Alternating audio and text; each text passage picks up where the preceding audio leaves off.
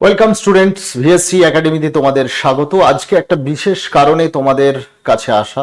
দু তিনটে কারণ অবশ্যই রয়েছে। তার মধ্যে প্রথম কারণ, তোমাদের জন্য একটা ভালো খবর। সেটা হচ্ছে, তোমরা জানো যে পশ্চিমবঙ্গ সরকারের থেকে আজকে ঘোষণা করা হলো যে 5 বছর চাকরির যে পরীক্ষায় বসার যে বয়সের যে এতদিন পর্যন্ত যে বয়স সীমা ছিল, সেই বয়স সীমাটা আরো 5 বছর বৃদ্ধি করা হলো। অর্থাৎ এজ রিল্যাক্সেশন আরো 5 বছর এক্সট্রা দেওয়া হলো সমস্ত চাকরির পরীক্ষার নিয়োগের ক্ষেত্রে।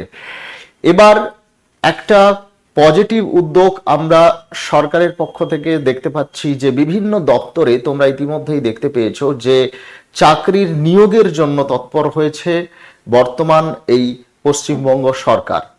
এবং এখানে তার একটি পদক্ষেপ হিসাবে আমরা দেখলাম যে স্কুল সার্ভিস কমিশনের ওএমআর সিট সেটা প্রকাশ করা হলো।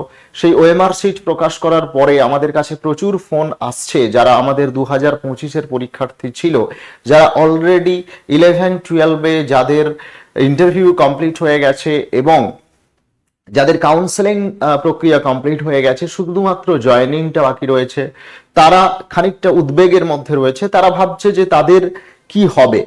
দেখো, যাদের ভেরিফিকেশন এবং কাউন্সেলিং হয়ে গেছে, যারা অলরেডি তোমরা এবারে কোয়ালিফাই করে ফেলেছো, তাদের কোনো দুশ্চিন্তার কারণ আছে বলে আমার ব্যক্তিগতভাবে মনে হচ্ছে না। তার কারণ হচ্ছে, এটা সম্পূর্ণভাবে সুপ্রিম কোর্টের একটা অবজারভেশনে এই পরীক্ষা, এই ইন্টারভিউ ইত্যাদি প্রক্রিয়া সম্পন্ন হয়েছে। এবং যারা ইতিমধ্যে কোয়ালিফাই করেছো, তারা অবশ্যই তোমরা অতিরিক্তভাবে দুশ্চিন্তাগ্রস্ত হয়ে পড়ো না। তার কারণ তোমরা নিজেদের যোগ্যতা প্রমাণ করেছো। তোমাদের যে চাকরি, তোমাদের যে জয়েনিং সেটা হবে, সেখানে তোমরা এরকমই একটা মোটামুটি মানসিকতা নিয়ে আগামী দিনগুলোতে অবশ্যই অপেক্ষা করো। তোমাদের জয়েনিংটা সেটা কেবলমাত্র, আমার মনে হচ্ছে যে কেবলমাত্র সময়ের অপেক্ষা। দ্বিতীয় আরেক দল পরীক্ষার্থী রয়েছে যারা 9-10-এর জন্য অলরেডি কোনো কোনো সাবজেক্টের ডকুমেন্ট ভেরিফিকেশন হয়ে গেছে এবং যারা ইন্টারভিউতে কল পেয়ে গেছো, তারা এবার ভাবছো যে ইন্টারভিউ প্রক্রিয়াটা ফার্দার কন্টিনিউ হবে নাকি হবে না। যারা রিটিন কোয়ালিফাই করলে, যারা ডকুমেন্ট ভেরিফিকেশনের জন্য এবং ইন্টারভিউর জন্য এলিজিবল হিসাবে গণ্য হলে, তাদের কি হবে। দেখো, আমার ব্যক্তিগতভাবে মনে হয় যে তাদের যে প্রক্রিয়াটা, এই প্রক্রিয়াও কিন্তু চলবে। এটাও একটা সময়ের অপেক্ষা। নিশ্চয়ই এটা হয়তো কিছুটা বলতে পারো যে কয়েকটা দিন হয়তো পিছিয়ে যেতে পারে এই আবার ডকুমেন্ট ভেরিফিকেশন পুনরায় চালু হওয়া এবং ইন্টারভিউ প্রক্রিয়া শুরু হওয়া ফর 9-10 এই যে ভ্যাকেন্সিতে। সুতরাং যারা কোয়ালিফাই করেছো তাদের দিক দিয়ে কোনো অসুবিধা নেই। এই ওএমআর সিট যে প্রকাশিত হয়ে গেল, এবারে এই ওএমআর সিটে যারা যোগ্য শিক্ষক ছিলেন 2016 সালের, তারা একটুখানি আনন্দিত হওয়ার মতো জায়গাতে চলে এলেন। তার কারণ হচ্ছে, যারা যোগ্য শিক্ষক তাদের চাকরিটা এই সরকার আবার ফিরিয়ে দেওয়ার সম্ভাবনাটাই বেশি। তো 2016-র যারা যোগ্য শিক্ষক ছিলেন তাদের চাকরি তারা ফিরে পাবেন এবং তারপরেও যে পরিমাণ এক্সট্রা ভ্যাকেন্সি ছিল, সেই এক্সট্রা ভ্যাকেন্সিগুলোতে ফ্রেশার্সরা সুযোগ পেয়ে যাবে। এবার এই ওএমআর সিট প্রকাশিত হওয়ার ফলে আরো একটা যেটা দিক আমার মনে হচ্ছে যে তাতে করে যেটা হবে, সেটা হচ্ছে যে আমরা দেখতে পাবো যে অনেক জায়গাতে যে জটিলতা তৈরি হয়েছিল, সেই জটিলতাগুলো কিন্তু কমবে।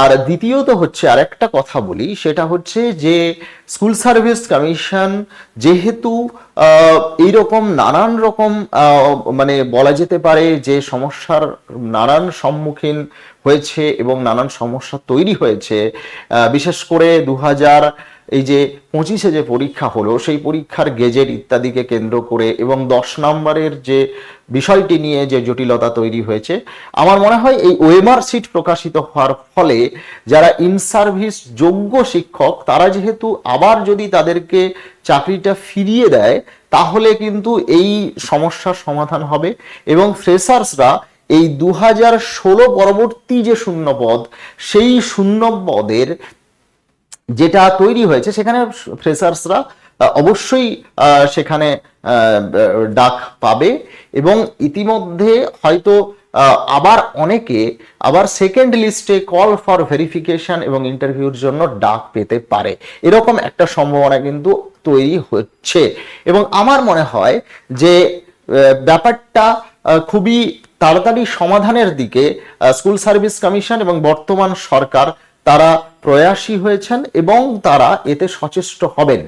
কারণ আস্তে আস্তে জটিলতার যে আমরা দেখতে পাচ্ছিলাম যে জটিলতা তৈরি হয়েছিল, সেই জটিলতাগুলো আস্তে আস্তে করে কাটছে এবং একটা স্বচ্ছতার সঙ্গে একটা সম্পূর্ণ নিয়োগ প্রক্রিয়া সুসম্পন্ন করতে চাইছে স্কুল সার্ভিস কমিশন। এবং এর পরবর্তীকালেও যে প্রচুর পরিমাণ বিপুল সংখ্যক শূন্য পদ রয়েছে, সেই শূন্য পদেও কিন্তু নিয়োগ প্রক্রিয়া চালু করতে চাইছে। শুধু স্কুল সার্ভিস কমিশন নয়, স্কুল সার্ভিস কমিশনের নিয়োগ সহ আরো একাধিক পরীক্ষা, যেরকম পাবলিক সার্ভিস কমিশনের পিএসসি ক্লার্কশিপের পরীক্ষা, পিএসসি মেসলেনিয়াস, ডব্লিউবিসিএস থেকে শুরু করে কলেজ সার্ভিস কমিশন সহ অন্যান্য সমস্ত পরীক্ষার ক্ষেত্রে একটা নিয়োগ প্রক্রিয়া যে ইতিমধ্যে হবে তার একটা পূর্বাভাস কিন্তু আজকে আমরা পাচ্ছি। এই যে 5 বছরের যে এজ রিল্যাক্সেশন দেওয়া হলো, এই এজ রিল্যাক্সেশনের ফলে এটাকে একটা ইতিবাচক, একটা সদর্থক প্রয়াস হিসাবে আমাদের যারা পরীক্ষার্থী এবং অভিভাবক রয়েছেন তাদেরকে ধরতে হবে। অহেতুক একটা গুজব তৈরি হচ্ছে এবং অহেতুক ছাত্রদের মধ্যে একটা ডিপ্রেশন তৈরি করে দিচ্ছে নানান ইউটিউবাররা। অনেকে একটা ভুল বার্তা দেওয়ার চেষ্টা করছে, যে বলছে, অনেকে এরকম একটা স্লোগানও তুলছে, আমাদের বহু ছাত্রছাত্রী যারা কষ্ট করে পরীক্ষা দিয়েছে এবং এবারে কল ফর ইন্টারভিউ এবং ইন্টারভিউতেও সফল হয়েছে, বলছে যে 2016 ইন 2025 আউট। 2016 যোগ্য ক্যান্ডিডেটরা অবশ্যই তাদের চাকরি ফিরে পাবে এই ওএমআর সিট প্রকাশিত হওয়ার ফলে। কিন্তু মনে রাখতে হবে 2016 পরবর্তী যে শূন্য পদগুলো তৈরি হয়েছিল, সেই আপডেটের শূন্য পদে ফ্রেশার্সদেরও সুযোগ তৈরি হবে। সুতরাং এখানে যারা ফ্রেশার্সরা তোমরা 2025-এ ভালো পরীক্ষা দিয়েছিলে, যারা ভালো নম্বর পেয়েছো অথচ ইন্টারভিউর জন্য ডাক পাওনি বা ভেরিফিকেশনের জন্য ডাক পাওনি, তাদের একটা সম্ভাবনা তৈরি হচ্ছে যে তারা ইন্টারভিউর জন্য ডাক পাবে। তারাও একটা রাস্তায় নেমে লড়াই করছে যে অতিরিক্ত 10 নম্বর দেওয়ার ফলে তাদের যে নামটা এলো না। এবং আমরা প্রথম থেকেই বলে এসেছিলাম যে আপডেটেড ভ্যাকেন্সিতে যদি নিয়োগ করা হয় তাহলে কিন্তু ফ্রেশার্স এবং ইন সার্ভিস সকলের জন্য একটা সুন্দর সুযোগ তৈরি হবে। সেই দিকেই হয়তো সরকার চিন্তা ভাবনা করবে, তার কারণ দীর্ঘদিন এসএলএসটি পরীক্ষা হয়নি। এবং আরেকটা ভালো খবর, সেটা হচ্ছে আগামী দিনে আপার প্রাইমারির যেটা প্রায় 21,000-এরও বেশি পরিমাণ শূন্য পদ রয়েছে, সেখানেও কিন্তু এই শূন্য পদে নিয়োগের একটা সম্ভাবনা কিন্তু তৈরি হচ্ছে এবং 5 বছর এজ রিল্যাক্সেশন দিয়ে দিয়েছে। সুতরাং এরও ফর্ম ফিল আপ কিন্তু খুব শীঘ্রই শুরু হয়ে যাবে বলে আমাদের মনে হয়। ওয়ার্ক এডুকেশন এবং ফিজিক্যাল এডুকেশনের কিন্তু ওএমআর সিট প্রকাশ করার দাবি বিভিন্ন মহল থেকে উঠে আসছে এবং আমরাও সরকারের কাছে এটাই দাবি রাখবো যে ওয়ার্ক এডুকেশন এবং ফিজিক্যাল এডুকেশনের ওএমআর সিট প্রকাশ করা হোক এবং পুরো আরটিআই করলে যেন আরটিআই সদুত্তর প্রদান করা হয়, আরটিআই যথাযথ উত্তর দেওয়া হয় যে কাট অফটা কত পর্যন্ত গেছিল এবং যার বেসিসে ইন্টারভিউতে ডাক দেওয়া হয়েছিল। তো এই সমস্ত এসএলএসটি এবং এসএসসির অন্যান্য আপার প্রাইমারির পরীক্ষাগুলোতে যে জট তৈরি হয়েছিল সেই জটগুলো কেটে যাক। এছাড়া সমস্ত পরীক্ষাতে এই যে 5 বছরের বয়সের ছাড় দেওয়া হলো, 5 বছরের এই ছাড়কে কাজে লাগিয়ে সকল পরীক্ষার্থীদের কাছে আমাদের আবেদন থাকবে যে তোমরা মন দিয়ে প্রিপারেশন শুরু করো, আপনারা মন দিয়ে প্রিপারেশন শুরু করুন এবং এখন আর সময় নষ্ট করার সময় নেই। 2026-এ অনেকগুলো পরীক্ষার নোটিফিকেশন আসবে। একটা নতুন সরকার গঠন হয়েছে, খুব চটজলদি যে চলে আসবে তা নয়।